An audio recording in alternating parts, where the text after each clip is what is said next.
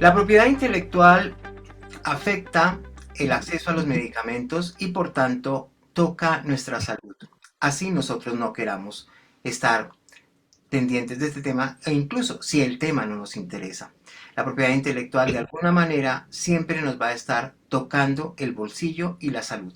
Por esta razón, la Mesa Nacional de Organizaciones que trabajan en VIH ha organizado este conversatorio en línea y ha invitado a tres personas expertas en el tema para hablar sobre la propiedad intelectual y acceso a medicamentos, un tema que te toca aunque no lo quieras. Están en la sala con nosotros el profesor Álvaro Cerda, Javier Lamosa y Manuel Machado. Les voy a pedir a cada uno de ellos que se presente brevemente para iniciar esta charla que esperamos tome aproximadamente unos 30 minutos. El profesor Álvaro Cerda, por favor. Muy buenos días, gracias por la invitación a este evento. Soy profesor asociado de la Universidad Nacional de Colombia en el campo de economía y he venido trabajando de tiempo atrás en el tema de propiedad intelectual con énfasis en medicamentos. Gracias, profesor. Javier. ¿Cómo está? Mucho gusto. Gracias por la invitación. Mi nombre es Javier Llamosa, soy químico farmacéutico. Soy investigador en Acción Internacional para la Salud y trabajamos desde hace muchos años el tema de acceso a medicamentos y propiedad intelectual, ¿no? Gracias, Javier. Y Manuel Machado.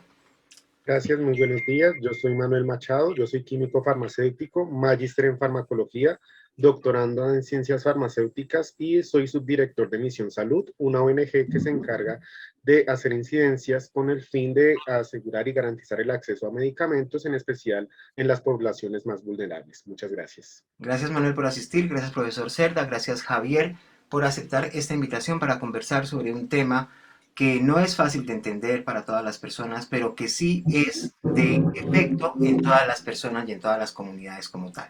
Iniciamos el diálogo con el profesor Álvaro Cerda. Profesor, ¿desde cuándo se habla de propiedad intelectual para los medicamentos?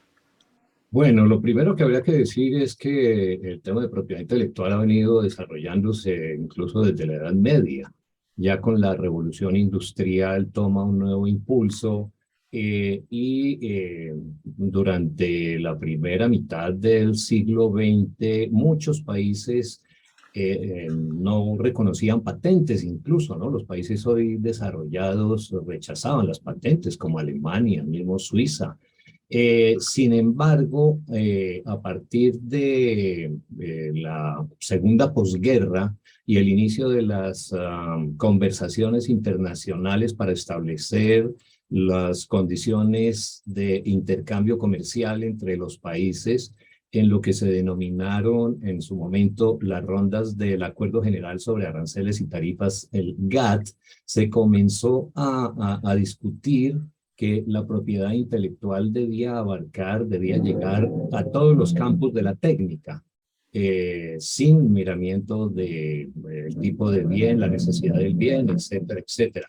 Entonces, poco a poco, diversos países fueron adoptando la patente en producto, porque antes solo se reconocía patente en proceso, pero la debilidad de que fuese utilizado un proceso diferente para lograr el mismo principio activo, el mismo medicamento, entonces hizo que se reforzara este tema y se impulsara la adopción de la patente en producto. Francia lo prohibía, por ejemplo, pero a partir del 68 lo adoptó, Suiza a partir del 77, Alemania incluso desde 1877 tenía patente para procedimientos farmacéuticos, pero como digo entonces, ya en el proceso de discusión internacional y por la presión de las grandes corporaciones transnacionales, farmacéuticas en particular, se introdujo este tema y poco a poco fue ampliándose y vendiéndose a los países en desarrollo en particular como una manera de acceder a transferencia de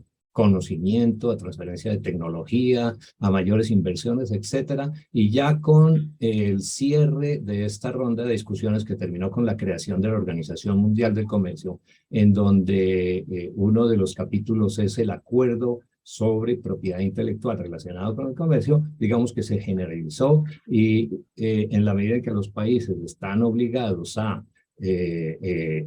miembros de la Organización Mundial del Comercio están obligados a suscribir este tipo de acuerdos, entonces ya desde entonces y paulatinamente ha venido esparciéndose pues la obligación de reconocer patentes, en particular sobre medicamentos, además de otros instrumentos que refuerzan este instrumento de protección. El profesor Cerda está acá en representación y llevando la vocería de la Fundación IFARMA, que es una de las organizaciones que también hacen parte de la Mesa Nacional de Organizaciones con Trabajo en VIH-Sida. Profesor, a partir de lo que nos cuenta, surge otra pregunta. ¿Cuál es el objetivo de esa medida de protección? Sí, cuando comenzó a surgir el instrumento de protección a la producción de conocimiento en la Edad Media, el objetivo que se buscaba era eh, crear un mecanismo para que el conocimiento se difundiera, para poner en contacto a distintos investigadores que estaban de alguna manera aislados. El conocimiento se guardaba en las abadías, etcétera, etcétera. Entonces surgió lo que se llamaba en su momento las cartas de invención, letter of invention, como un mecanismo de promoción, de difusión del conocimiento. Pero después de la revolución industrial y los intereses ya de países líderes en este campo, comenzó a utilizarse más como un instrumento de neomercantilismo, digámoslo así, de protección de los conocimientos para los países líderes y sobre todo que el conocimiento se consideró entonces como un bien privado susceptible de transar en el mercado. Entonces ya aquella filosofía de que la protección de la propiedad intelectual o las patentes más específicamente servían para difundir el conocimiento se invirtió y pasó a la posibilidad de ejercer un monopolio en el mercado. Pronto volvió o se convirtió pues en una manera de obtener ganancias extraordinarias para los titulares de la patente en particular, que limita el acceso a los bienes protegidos por un precio superior al que tendrían competencia. Entonces ya se volvió otra cosa, se volvió una manera de ejercer un monopolio que durante todo el tiempo de su vigencia ofrece los bienes y los servicios incluso protegidos a mayor precio del que se obtuviera en condiciones competitivas, ¿no? Eso es claro cuando se ve que al vencer una patente los precios caen de manera acelerada de los bienes que antes estaban protegidos. Gracias, profesor. También nos acompaña en la mañana de hoy Javier Lamusa. Él se encuentra en Perú. Él hace parte del equipo de investigación de Acción Internacional para la Salud. Javier, ¿qué son los ADPIC y cuál es su impacto en el acceso a los medicamentos? Sí, gracias por la pregunta. Sé que esto es un tema fácil de asimilarlo, el tema de propiedad intelectual. Sin embargo, a ver, sobre la pregunta, ¿qué son los ADPIC? ¿No? Como lo dijo el profesor Álvaro, en el año 93 se da la Ronda de Marruecos y se crea la Organización Mundial de Comercio, y el primer acuerdo es el Acuerdo de los Derechos de Propiedad Intelectual relacionados al comercio, que es el ACTA. El ACTA, como la madre del cordero, más adelante va a quedar bien identificado, ¿no? Y el propósito era de recompensar la invención, incentivar el progreso científico y promover la diseminación de las innovaciones, ¿no? Entonces, para ello, ¿y cómo se hace esto? Es otorgar una patente a los medicamentos hasta por 20 años, otorgando una exclusividad de explotación de esta materia patentada, de tal manera que en esos 20 años el inventor recupere los costos de investigación y desarrollo. Entonces, una vez que recupere, ya la patente queda liberada y cualquier farmacéutica puede fabricar los medicamentos. Ese era el ánimo, ese era el fondo, ¿no? Entonces, y ese es un elemento que hasta ahora es el elemento predominante en los debates actuales sobre jurisprudencia en muchos países. Además, el ACTA se constituye como normas mínimas de derecho de propiedad intelectual. Y es importante saberlo, porque al ser normas mínimas, significa que el cielo es el límite, y los instrumentos para ampliar estos derechos terminan siendo los acuerdos comerciales. Muchos de nuestros países han firmado acuerdos comerciales y han incluido el capítulo de propiedad intelectual, y sabiendo que el ACTA es una norma mínima, pues estos acuerdos, estos tratados de libre comercio terminan fortaleciendo o termina siendo una forma de escalar más alto sobre proteger más derechos, ¿no? Uno de ellos, por ejemplo, es los datos sobre seguridad y eficacia no divulgados, que que en el proceso terminó convirtiéndose en protección de datos de prueba y dando exclusividad, cosa que no era así, pero el camino se fue transformando. Entonces, el ACPI se constituye de esa manera, pero además, también el ACPI, que reconoce las patentes por 20 años, también incluye flexibilidades, ¿no? El artículo 31 del ACPI habla sobre las flexibilidades, donde dice de que la protección o la exclusividad se puede restringir en ciertas condiciones, ¿no? Y esas condiciones son, por ejemplo, y estas restricciones o estas flexibilidades se llaman licencias obligatorias, licencias voluntarias, importaciones paralelas. Entonces, el ACPI protege, pero también tiene excepciones. Entra en funcionamiento el ACPI en el año 95, 94, 95, y en el 2001, y este es un ejemplo interesante, en el 2001, el gobierno de Sudáfrica necesita acceder a medicamentos patentados para el VIH-Sida, ¿no? Y hace uso de las flexibilidades, y el mercado responde. 39 farmacéuticas demandan al gobierno sudafricano por utilizar las flexibilidades y violar los derechos de propiedad intelectual. Ahí se forma todo un escenario y se necesita tener una interpretación adecuada de los artículos del ACPI. Y en el 2002 se realiza la reunión de Doha, Qatar, y en Doha se establece en qué momento se deben utilizar o se clarifica el escenario, ¿no? Donde dice, ¿no? Reconocemos que en virtud de las normas de la Organización Mundial del Comercio, no deberá impedirse a ningún país que adopte medidas para la protección de la salud y la vida de las personas, ¿no? Además dice que el ACPI debe interpretarse y aplicarse de manera que apoye la salud pública, promoviendo tanto el acceso a los medicamentos existentes como la investigación y desarrollo de nuevos medicamentos. Entonces, de esa manera debe interpretarse el ACPI, y eso llevó a que esta demanda de 39 farmacéuticos que hicieron al gobierno sudafricano cese, porque prima en el acuerdo de los ACPI y aplicar las excepciones, prima el derecho a la salud y el acceso a medicamentos. Entonces, esa es la forma, lo que hoy tenemos debemos entender como los ACPI, ¿no? Gracias, Javier, por la explicación. Vámonos ahora a conversar un poco con Manuel Machado, subdirector de Misión Salud. Manuel, ¿contribuye la propiedad intelectual para estimular la innovación y la producción de los medicamentos en beneficio de las comunidades? ¿Es eso cierto? Pues la verdad quisiera decir que sí, pero la realidad desafortunadamente es otra. En un escenario ideal, efectivamente, toda esta parte de propiedad intelectual debería estimular la producción de medicamentos, en buscar nuevas formas farmacéuticas, en buscar nuevas moléculas. Desafortunadamente, hay ciertos actores que están usando estos derechos de propiedad intelectual más como una forma de monopolio que como una forma de innovación. Y en el caso de medicamentos y otras tecnologías sanitarias, el asunto cobra más importancia y puede ser, de hecho, un poco arriesgado. Por ejemplo, muchos laboratorios farmacéuticos utilizan estas figuras de propiedad intelectual para extender los periodos de patentes de medicamentos y evitar que lleguen los genéricos al mercado. Otro, con el fin de mantener los precios elevados y así recuperar los costos de investigación, porque pues finalmente las patentes tienen esa ventaja, pues permitir recuperar toda esa inversión y toda esa investigación en la cual estuvieron interviniendo. También, por ejemplo, algunas autoridades encargadas de conceder patentes conceden tiempos extra por demora en el otorgamiento de patentes. Otras figuras hacen que se protejan los datos de prueba que ya lo he respetado Javier y el profesor Álvaro Cerda también nos habían comentado. Entonces buscan proteger esos datos de prueba, buscan aplicar las figuras de linkage, por ejemplo, que es el vínculo entre el registro sanitario con el otorgamiento de la patente. Buscan una serie de mecanismos que lo que hacen es más proteger ese monopolio más que preocuparse por la salud pública. Entonces, desafortunadamente, quisiera decir, y retomando mi respuesta, sí debería, pero la realidad es otra. Javier, ¿qué relación se requiere que exista entre el sistema de salud, el comercio internacional y la propiedad intelectual, junto con las normativas que se registran en los países, para que se facilite el acceso a esos medicamentos de manera oportuna y a un costo asequible?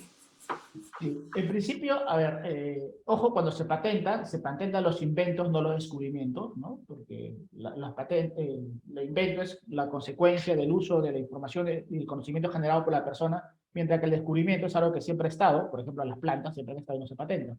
Entonces, Los sistemas de salud definitivamente tienen la obligación de proteger el derecho a la salud, ¿no? Y tienen que generar ese ecosistema para proteger el derecho a la salud, ¿no? Cuando hablamos del tema de salud, ¿no? Y la normativa respecto a los medicamentos, las normativas deben permitir usar todos los mecanismos disponibles para asegurar el bienestar del ciudadano.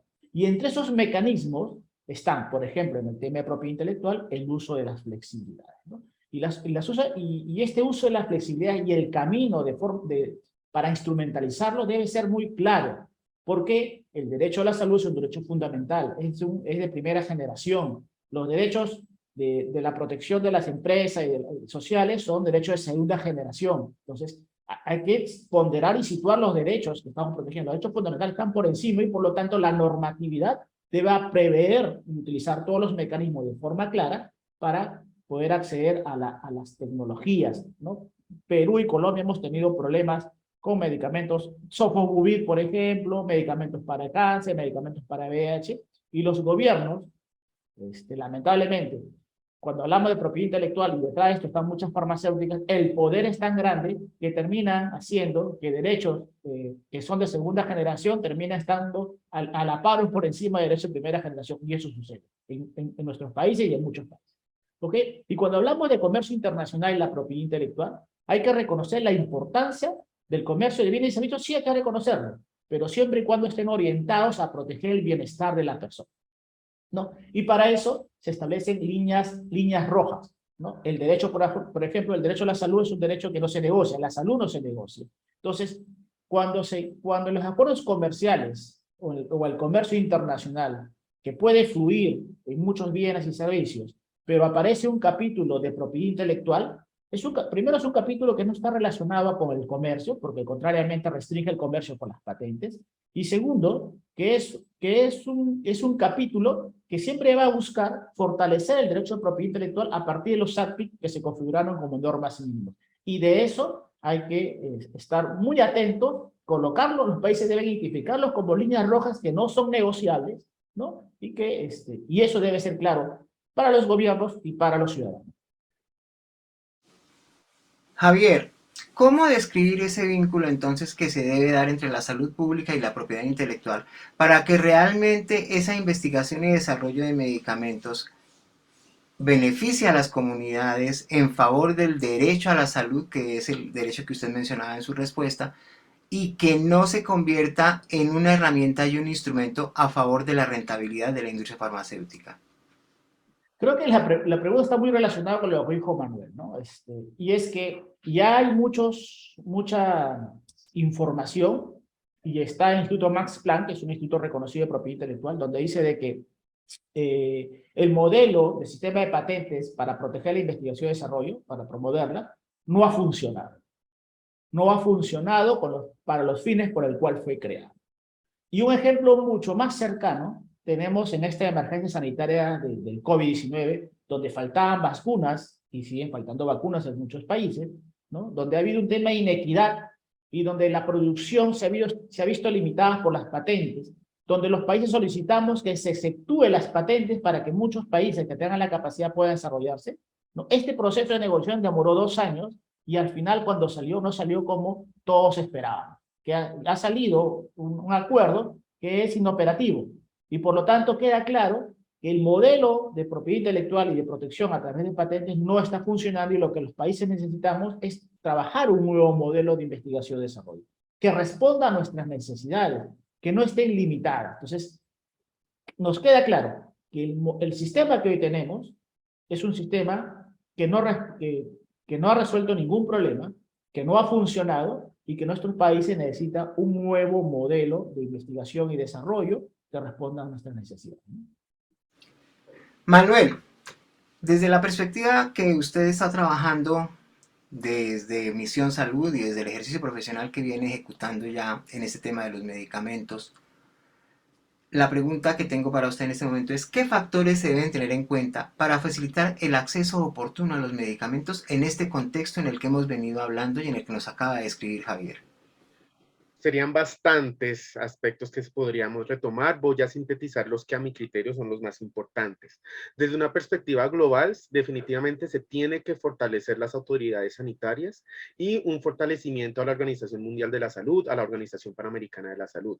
En especial estas dos últimas han tenido pues reformas. Este año ocurrió la Asamblea Mundial de la Salud, donde evidentemente se hizo la necesidad de que esta institución debe fortalecerse, se debe modificar el reglamento sanitario internacional, se tienen que atender ciertas patologías que no habían sido tenidas en cuenta, aprender las lecciones que la pandemia nos acabó de dejar, las cuales nos dejaron consecuencias desastrosas. Desde lo global, ese fortalecimiento se tiene que tener en cuenta. También se tendría que propiciar la aparición de medicamentos genéricos en el mercado, pero como ya lo hemos venido hablando a lo largo del discurso, con este modelo de patentes donde se busca beneficiar ese monopolio y usar esas medidas, a veces puede ser muy difícil que los genéricos lleguen al mercado con las ventajas que estos tienen, pues el precio más reducido, que ya se pueden producir a una mayor escala porque ya hay varios oferentes que lo pueden hacer, entre otros. Entonces, la aparición de genéricos. También un factor importante es la solidaridad internacional. Y eso se vivió con pandemia y ahorita pues lo trataré un poco en detalle. Entonces esa solidaridad internacional también tiene que estar presente para favorecer ese acceso a medicamentos como mecanismos de transferencia de tecnología, también para pues solidaridad en términos de distribución de medicamentos a aquellos países que no los tienen o no los pueden producir.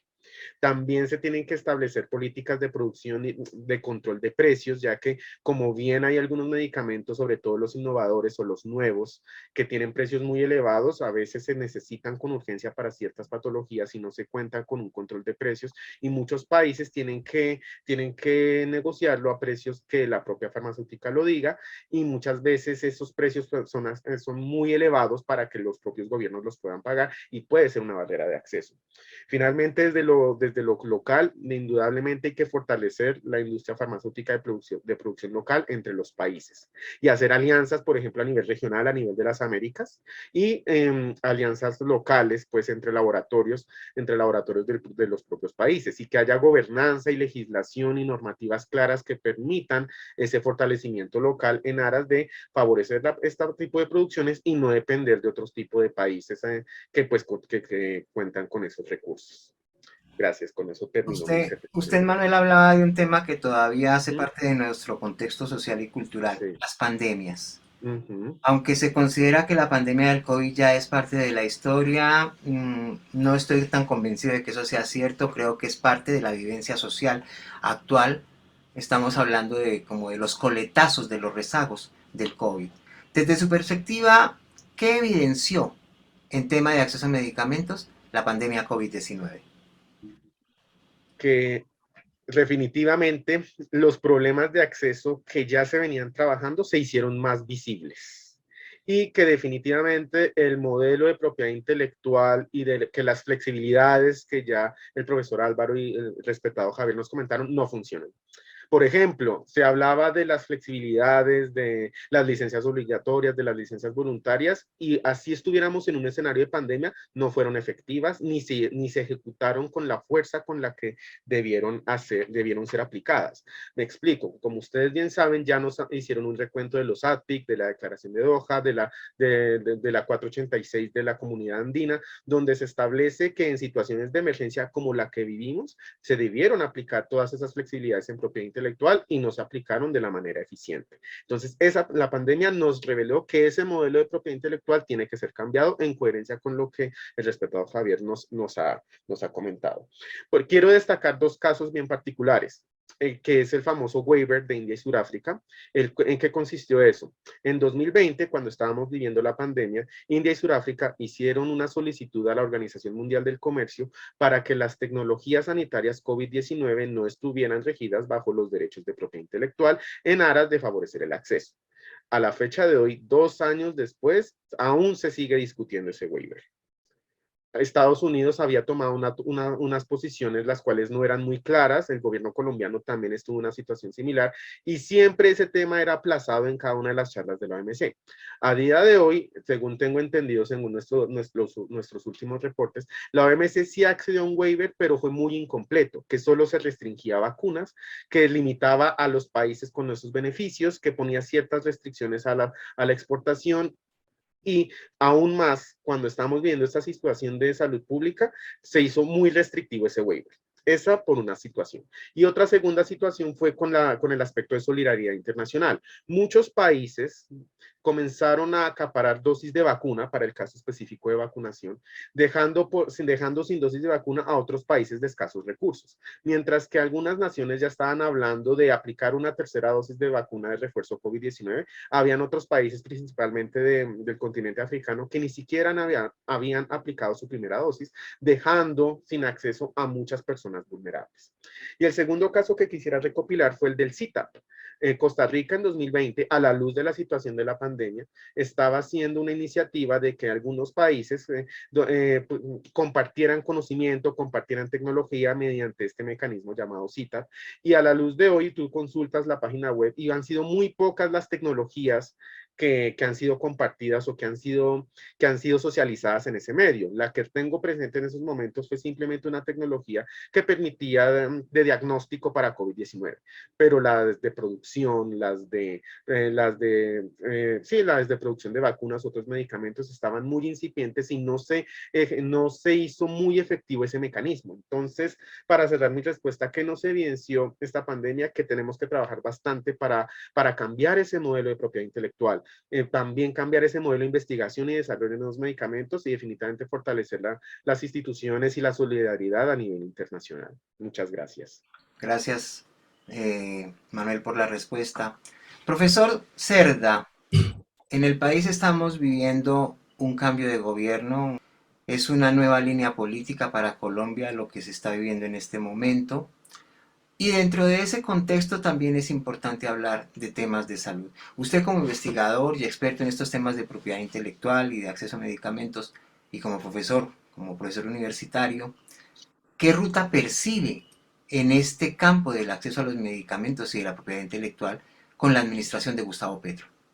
Lo que uno puede percibir es que el gobierno del presidente Petro y la vicepresidenta Márquez liderarán o se sumarán a esas propuestas internacionales para revisar los acuerdos de propiedad intelectual relacionados con el comercio, los ADPIC, ¿no? Y también ya, digamos, en una medida un poco más fuerte, presionar porque los medicamentos salgan de la protección de la propiedad intelectual. En últimas, por buscar un cambio en el modelo de investigación que ha sido descrito por mis colegas a lo largo de esta intervención, en donde se impulsen modelos alternativos de promoción y de incentivo a la innovación en general, pero en particular en el campo farmacéutico. Y a nivel nacional, pienso que se buscará utilizar las flexibilidades que permite la normatividad andina, incluso la misma Organización Mundial del Comercio y la normatividad nacional, ¿no? Por ejemplo, en el campo de las licencias obligatorias, que han sido solicitadas para distintos medicamentos en el pasado, pero que a lo sumo se ha llegado a la declaratoria de un medicamento como de interés público, pero no ha sido posible que esos gobiernos que han precedido el actual asuman con todas sus consecuencias la necesidad de acceso al medicamento por parte de la población. Y, por ejemplo, otro instrumento puede ser el uso público no comercial para medicamentos estratégicos, es decir, utilizar todas estas herramientas que permiten ampliar el acceso mientras se logra en las discusiones internacionales, en foros internacionales, con la alianza con países que estén en la misma tónica y que buscan los mismos propósitos, adelantar ese cambio a nivel global de modelo de investigación y de provisión de estos bienes esenciales para la salud. Cerramos este conversatorio sobre la propiedad intelectual y el acceso a medicamentos, un tema que aunque no nos interese nos toca el bolsillo y nos toca nuestra salud, así no lo queramos, es algo como el oxígeno, está ahí presente, es algo con lo que tenemos que vivir, aprender a manejar y enfrentar. Gracias profesor Álvaro Cerda, Javier Lamosa y Manuel Machado por dedicar 30 minutos para hablar con nosotros sobre un tema de trascendencia y de importancia para el ejercicio del derecho a la salud.